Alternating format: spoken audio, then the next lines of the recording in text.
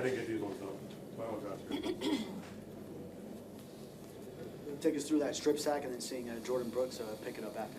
Yeah, you know, we've made a great call right there, and off of what's been going on earlier in the game and kind of how to work through that, the scheme and the protections they've been giving us. So was able to work with one of the guys in the middle and kind of delay some stuff, and I was able to get to that gap on the backside. And just the big thing I was trying to make sure of was, because a lot of these scrambling quarterbacks, you don't want to take a full shot and try to really work through them because they can get off or they'll throw it down. So I was trying to get that backside arm and just be able to get the ball with it, and then Jordan to be able to pick it up and get a few yards. To now see these pass rush wins turn into sacks after for a while they weren't, and especially for a guy like Chop.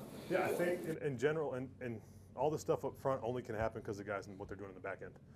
Rushing coverage is one of our biggest staples we talk about day one. With Ramsey, Poyer, Holland, Storm, and all these guys that are stepping up and doing amazing jobs back there, allowing us to be able to get to the passer.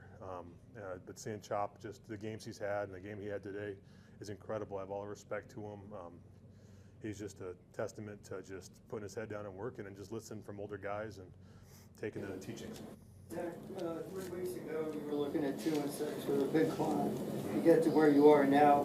I'm wondering if you can reflect on what it took to get to these 3 wins, and also look forward to Thursday night. We have a pretty big test. Yes, sir. Yeah, no, obviously 2-6 is tough, but we still have a long way to go. I mean, now we're 5-6. So it's not like we're in the wall. We're not in the clean. We're not out of the hole. And we still got our backs against the wall. And I think that mindset when we went to 2-6 and getting some guys back and being able to work off each other and get our stuff, taking the extra hours to get our techniques and our fundamentals together, and working as one unit, is really showing up these last few weeks. And it's something we got to carry through the rest of the season and hopefully post. Work out when this team was struggling. It seemed like it couldn't play complementary football, but when you see the offense doing well, as the defense want to do well, and just that synergy that's happened the last few weeks to get these wins, what's that like for you guys? Yes, sir. No, I think that's the biggest thing, where when you can put a game together like this where you have all 3 phases, offense, defense, and special teams, and to be able to play as one, it shows what we feel we've been able to do since day one. And we need to be able to do this every week and do whatever it takes each week to get to this point and execute every weekend and Thursday. Apologize. No, go ahead. What have you seen of Chop Robinson over the last month? The last month, so I mean, a lot of guys talk about a rookie wall, and I've seen him just work everything he can since day one to not have that happen to him, and I feel like he's only going up right now. He's taken tips from Agba, Calais, Chubb, Phillips when he was around in the room with them, and just really working through everything he can to not have that happen to him, and as well as just improve his game and accelerate the college to NFL transition. And I think it's been showing up amazing these last few weeks. You let yourself kind of think about, oh man, we get Chubb back and we could really have something here. I respect the heck out of Chubb. I cannot wait to see him out there. Obviously, we were together last year a lot on the same side, and we want to think about each week. I don't know what his story is. He can do his thing and work however he can. I know he's working as hard as he can to get back, and I can't wait for the day if and when he does. But we got Green Bay in 4 days, so.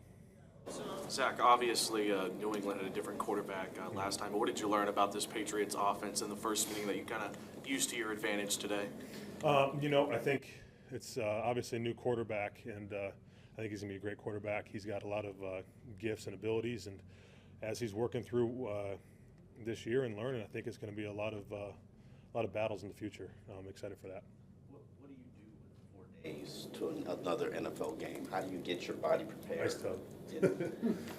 Ice tub, Normatec, massage, a lot of stuff through that. And Calais has taught me a lot of extra just different things that he's learned through the years as well, to be ready. And stuff starts last week too. I mean, because if you think about from last Thursday, which is usually your big day in the NFL with our team, is you got 2 games in 7 days. So you got to start ahead of time without looking into the next game.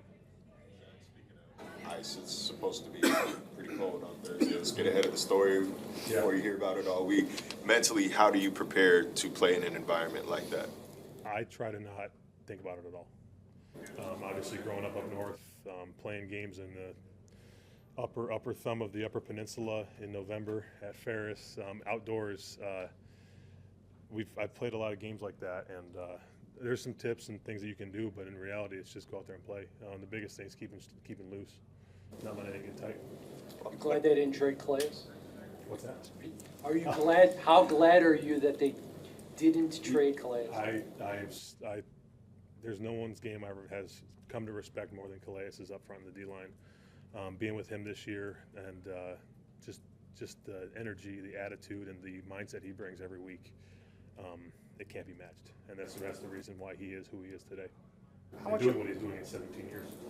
How much of a lift was it for this entire franchise when Tua came back? Obviously, the turnaround in the offense is apparent, but does that seep over to the defense too?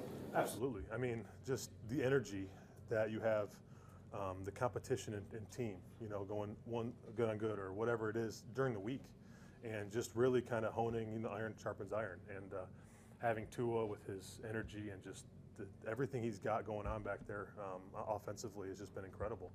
And just that to rally off of that on both sides of the ball is incredible. And, we talk about complementary football, so when they're doing that, we can do our thing and vice versa. So you want to have a team that's well-rounded that can pick each other up on both sides of the ball and really work together to win the games.